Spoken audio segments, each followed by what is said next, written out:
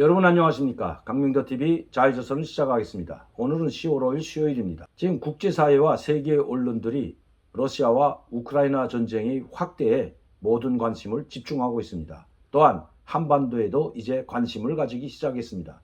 바로 북한이 일본 열도를 관통하는 장거리 미사일을 발사했기 때문입니다. 자, 이런 와중에 한 언론이 김정남 암살과 관련된 뉴스를 실어 눈길을 끌고 있습니다. 그 뉴스를 잠시 여러분들께 보내드리도록 하겠습니다. RFA, 이 자유아시아 방송에 따르면 완 카마를 아즈란 완 유소프 말레이시아 세팡 지방경찰청 부총장은 10월 4일 성명에서 김정남이 당시 갖고 있던 현금 등 유품을 돌려주기 위해 52세 남성 김철의 유가족을 찾고 있다라는 발표를 했습니다. 이 김철이라는 사람은 김정남이 가명입니다. 그때 말레이시아 입국할 때 북한 요건을 사용하고 있었는데 그 북한 요건 이름이 김철로 되어 있었습니다. 김철은 김정남이 2017년 2월 말레이시아에 입국할 당시 사용한 요건상의 이름이다. 현지 경찰은 김정남이 피살 당시 사용했던 북한 요건 번호 836410070도 함께 공개했다. 세팡지방경찰청은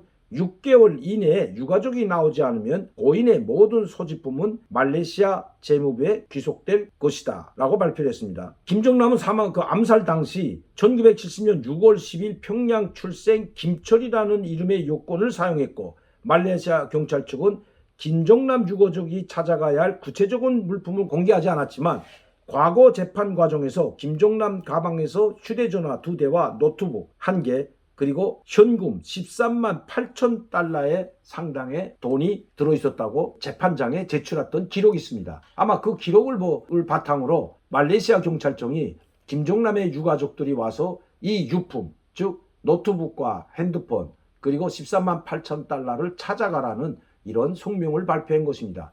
왜 이 시점에 5년이 지난 이 시점에 와서 그걸 발표했을까요?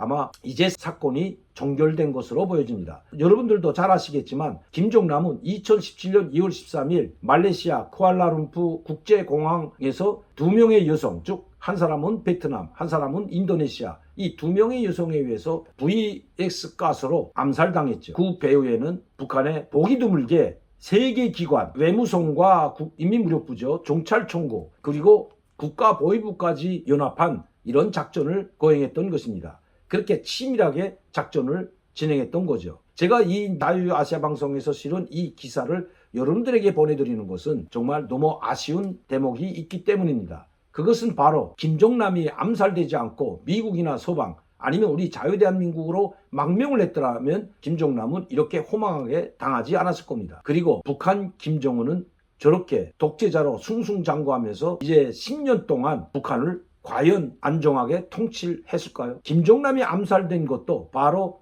이 서방 세계로, 즉 한국이나 미국으로 망명을 하려고 했기 때문입니다. 만에 하나 서방 세계나 우리 한국으로 망명했다면 아마 엄청난 김정은에게는 타격이 되고 충격을 줬을 겁니다. 그뿐만 아니라 김정남은 김정일의 맏아들이기 때문에 또 이미 북한 내에서 활동을 하고 있었기 때문에 상당한 파국적인 영향력과 권력을 가지고 있었던 것도 사실입니다. 그리고 김정남 따르는 무리도 있었죠. 그렇기 때문에 원래 김정은보다도 장성택과 김경희는 바로 김정남을 지도자로 세우려고 했던 것입니다. 김정남은 성혜린과 김정일 사이에 난 아들이지만 그가 1살 때부터 낳자마자 그를 키운 것은, 즉 김정남을 키운 것은 장성택과 김경희이기 때문입니다. 결혼도 하지 않았던 김정일이 유부녀와 난 사이에서 난 이 김정남을 키울 수가 없는 거죠. 그래서 김경희가 오빠에게 즉 김정일에게 이야기하여 김정남을 맡아 키우겠다고 나섰고 또 김정일은 가장 믿을 만한 이 자기 여동생에게 맡길 수밖에 없었던 것입니다. 김정일이 급사한 후에도 김정남은 김정일의 후계자로서 물망에 올랐던 적도 있습니다. 이런 김정남이 한국이나 미국으로 망명하게 되면 북한 내에 있는 고위층들이 흔들릴 것은 말할 것도 없고 김정일의 맏아들이기 때문에 북한 주민들도 대충격과 혼란에 빠질 것은 자명한 일이기 때문입니다. 그리고 반 김정은 세력이 북한 내부뿐만 아니라 해외에서도 얼마든지 뭉칠 수가 있었다고 보기 때문입니다. 지금처럼 우리 대한민국과 국제사회가 북한의 핵 위협으로부터 북한의 핵무기로부터 위협을 받고 있는 이 상황에서 만에 하나 이런 김정남이 반 김정은 세력으로 규합이 된다면 김정은에게는 심대한 타격이 될 뿐만 아니라 김정은 체제를 송두리째 무너뜨릴 수 있는 그런 세력도 가능하다는 것입니다.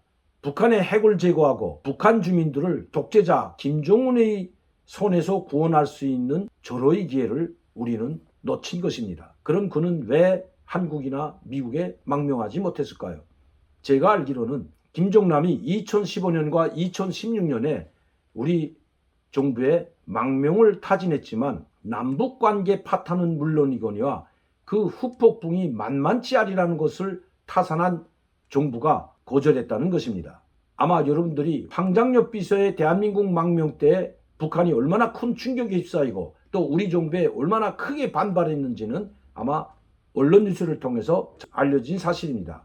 그러나 황장엽 비서보다 더 큰 파괴력을 가진 사람이 바로 김정남이기 때문입니다. 김종일의 맏아들이 대한민국에 망명했다고 여러분들이 한번 가정해 보십시오. 북한에 가만히 있을 리 없죠. 특히 김정은이 그렇다면 우리 한국에는 망명하지 못하더라도 소방이나 미국에 망명했더라면 아마 김정남은 이렇게 처참하게 암살당하지는 않았을 겁니다. 그런데 소방도 미국도 그 어떤 쪽에서도 김정남의 망명을 승인하지 않았다고 합니다. 김정남이 바로 말레이시아로 간 것도 서방과 자유세계로의 망명을 타진하기 위해서 갔다는 것입니다. 결국 그 어떤 나라에서도 콜을 받지 못하고 자기가 있던 마카오로 돌아오던 중 쿠알라룸푸 국제공항에서 VX 가스로 암살되었던 것입니다. 미국도 우리 한국도 그리고 자유세계도 북한의 핵을 제거하고 독재자의 짓밟힌 북한 주민들을 구원할 수 있는 조례의 기회를 놓치는 순간이었던 것입니다.